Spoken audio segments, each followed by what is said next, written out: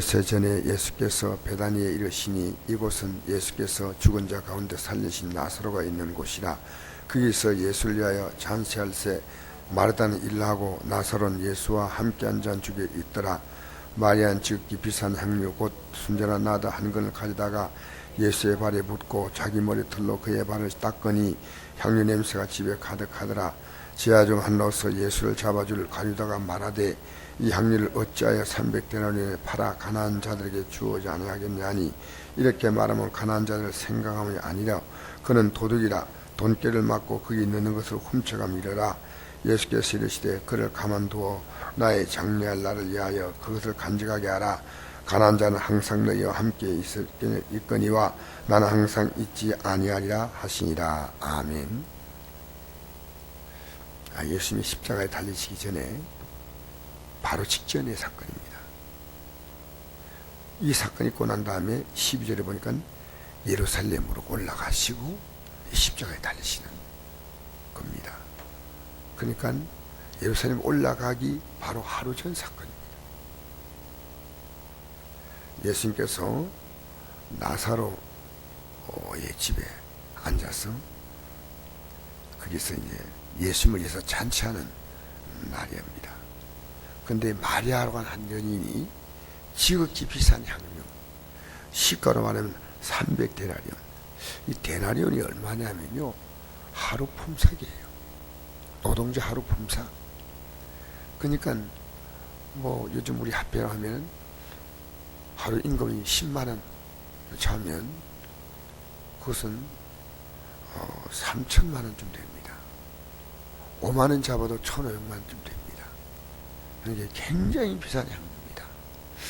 이 향유를 가져다가 예수의 발에 부었다고 했습니다. 머리털로 그의 발을 닦으니 향유 냄새가 집에 가득하더라. 이렇게 나옵니다. 이 비싼 향유를 예수님의 발에 부었다는 거죠. 이 비싼 향유를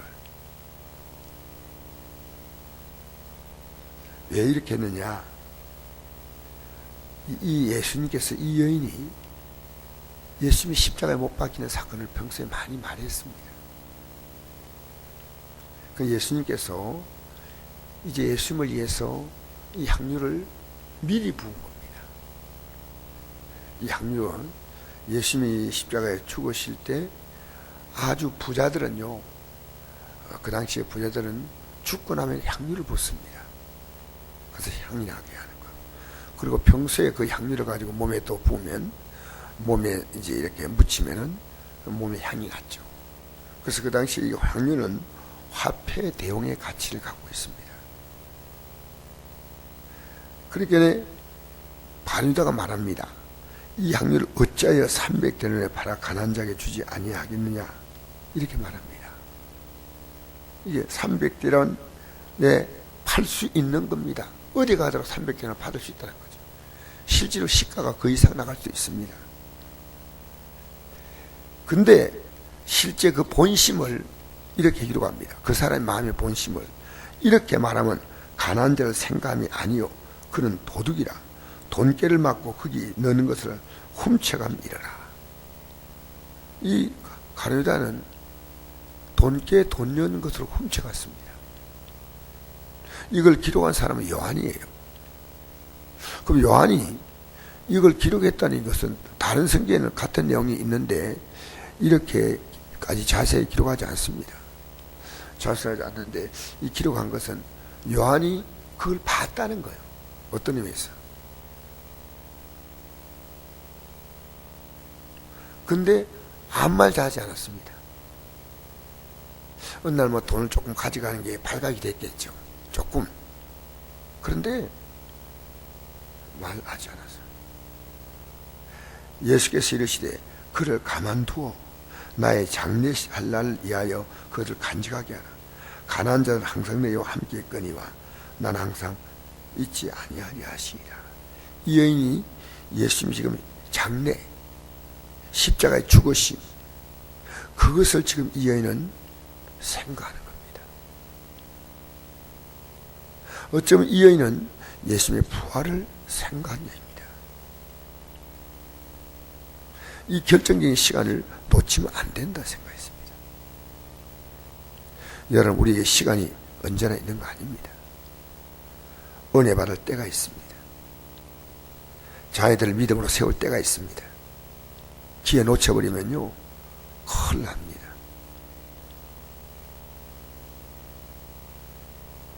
여러분이 이 새벽에 나와서 이렇게 예배 드린 것은 굉장히 정말 고마운 일이지만, 여러분 구원받는 비밀이 뭔지 알아야 됩니다. 성경이 말한 데에요, 명확한 여러분 지식 갖고 있어요. 저도 어설픈 지식 갖고 있었기 때문에, 만약 그때 저는 천국 가는 게 그렇게 중요한 문제가 아니었어요. 근데 예배당에 나왔어. 우리 어머님 믿었으니까 나도 믿고, 그리고 하나님이 내게 뭐 복을 줄 것을 기대하고, 천국에 대한 소망이 그렇게 강렬하지 않았습니다. 오늘 교인들도 마찬가지 같아요. 지금 우리 교회 교인들 가운데서요, 어쩌면 제가 평신도 때 저만큼 열심히 된 분들 저는 그렇게 아직 찾아보지 못했어요. 제가 25살 때부터 군대 갔다 와가지고 주일학교, 중고등부, 중등부 학생들 가르쳤거든요. 저는 뭐 정말 제가 그때 볼 땐 제가 생각이 열심으로 가르쳤는데 제 안에는 신앙이 없었습니다. 구원의 믿음이 없었다고. 구원의 믿음. 구원의 믿음 없으면요, 우리에게 예수님께서 길과 진리와 생명이 내있으니까요, 예수님이 길이요, 영어로 보면 the way, 그 유일한 길입니다. The truth, the life 이렇게 되어 있어요. 유일한 정관사가 붙어 있습니다. 하나밖에 없는 것이 정관사가 붙거든요. 그 길 외에는 없어요. 예수님 그분을 따라가는 길밖에 없어요. 그분이 유일한 진리고, 그분이 유일한 생명이에요. 근데 이것을 제가 이제 눈을 뜨게 되고 알게 되고 이러면서 이제 제가 구원의 믿음을 조금씩 더 다져 왔다고 생각하게 됩니다. 구원의 믿음은 여러분 늘 우리의 목표가 천국이기 때문에 내 목표를 허뜨리면 안 됩니다. 천국이 목표입니다. 사도 바울이 말했죠. 부르심의 상을 위해 달려간다 했잖아요. 여러분 뭘 위해 달려갑니까? 부르심의 상을 위해 달려갑니다. 우리를 부르신 것이 뭐냐? 주님이 제일 먼저 와서 전할 말씀이 뭐냐면요, 회개하라, 천국에 가까웠다. 한 번도 이 세상 복을 주겠다는 말씀을 한 적이 없습니다. 이 세상의 복은요, 일용할 양식, 그리고 무엇을 먹을까 입을까 염려하지 말라. 이는 이방인들이 구하는 것이라. 너희 천부께서 이 모든 것이 너희 있어야 할 줄을 아시느니라. 너희는 먼저 그의 나라와 그의 의를 구하라. 나라를 구하는 것만 아니라 나라와 의를 구해야 됩니다. 그 나라 들어가기 위한 합당한 자격이 의입니다. 의. 예수도의 의, 십자가 공로죠. 또 우리가 이 하나님의 말씀, 이 생명의 말씀, 이것으로 우리가 이 영혼의 양식이 되는 거죠. 그죠? 어쨌든 우리는 이 구원의 길을 확실하게 가야 합니다.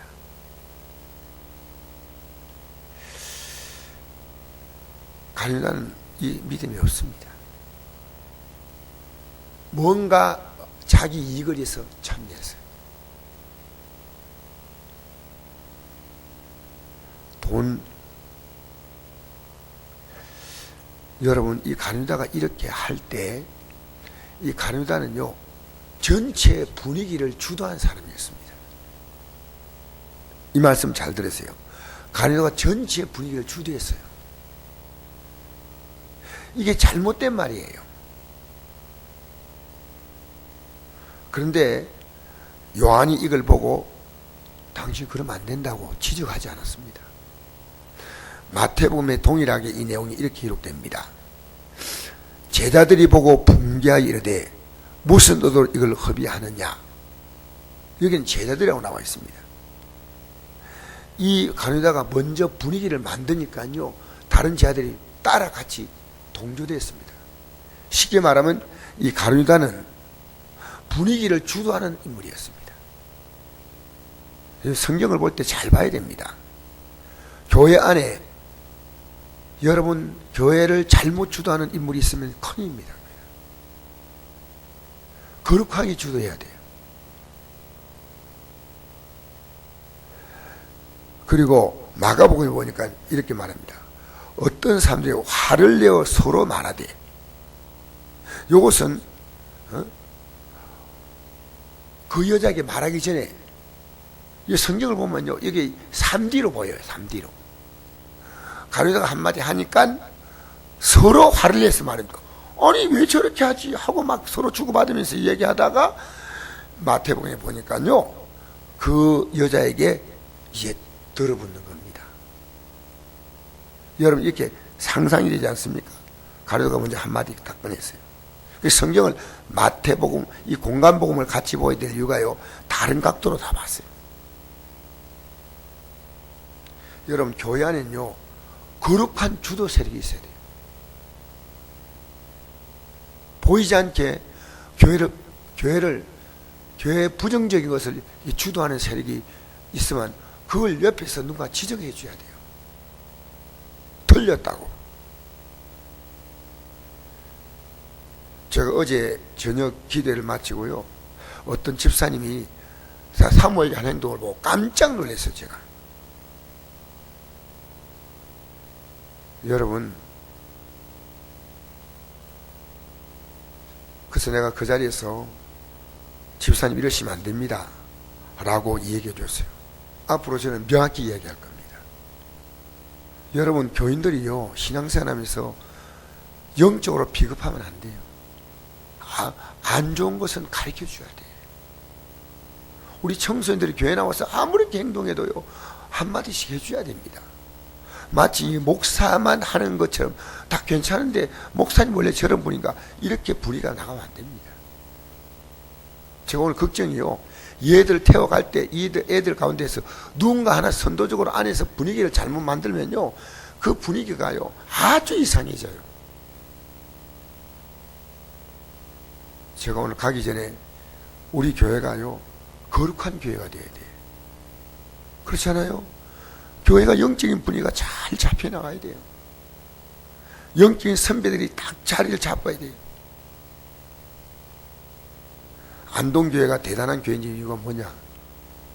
우리 성도들이 그게 가신 분도 있어요. 그게 그 어떤 그 지도자적 그룹에 끼어들지 못해요. 교회를 딱 지켜요. 우리 교회요, 교회를 딱 지키는 분이 필요해요. 소속감을 가지고 교회를 딱 지키는 분이 필요해요. 틀리면 말해줘야지요. 여러분, 교회는 목사가 부모 같으면요, 마대형 같은 사람들이 있고, 큰 누나 같은 사람이 있고, 큰 언니 같은 사람이 있어야 돼요. 있어가지고 틀리면 틀리다고 얘기해 줘야 돼요. 이게 교회 거룩한 전통 만들어가는 거예요.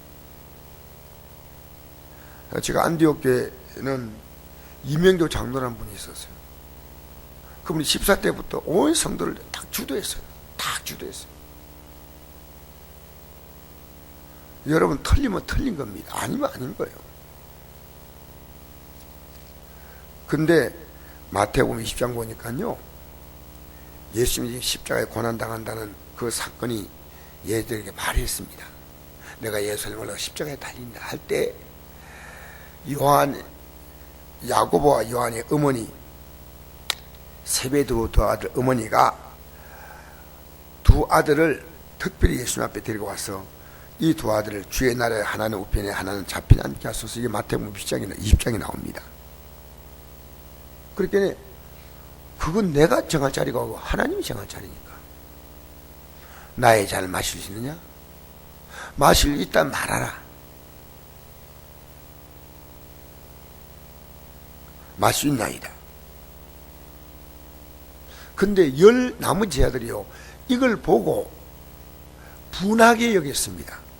왜 분하게 여겼냐? 그가 말을 잘못했다는 게 아니고 우리가 앉을 자리한 거, 우리가. 여러분, 사람은요, 악은 쉽게 동조되고 선은 방치합니다.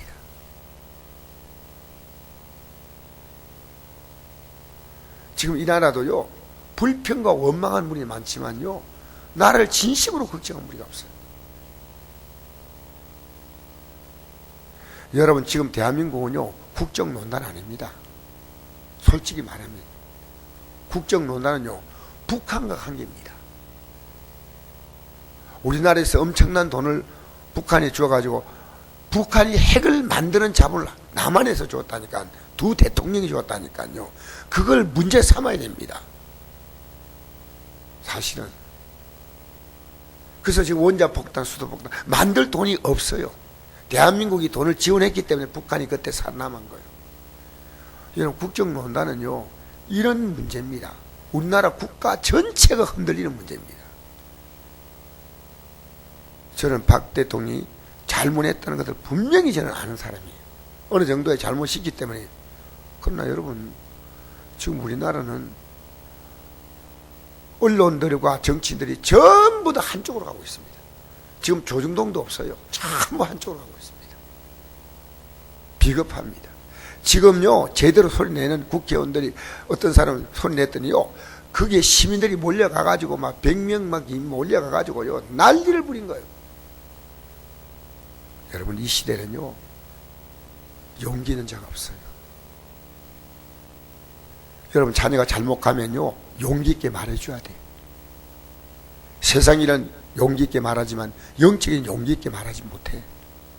너 그리 살면 안 돼. 교회에서도 이런 지도층이 교회에서 확립이 돼야 됩니다.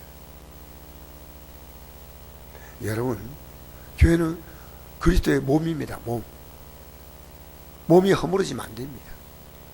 저나 아내는 얼마 동안 있다가 우리 선곡교회를 떠났지, 여러분 앞에 말없이 떠날 거예요. 이 교회를 지켜나갈 분이 있어야 돼요. 슬픈이지만요, 저는 기도하고 있습니다. 선곡교회를 이끌어갈 수 있는 인물이 있어야 됩니다.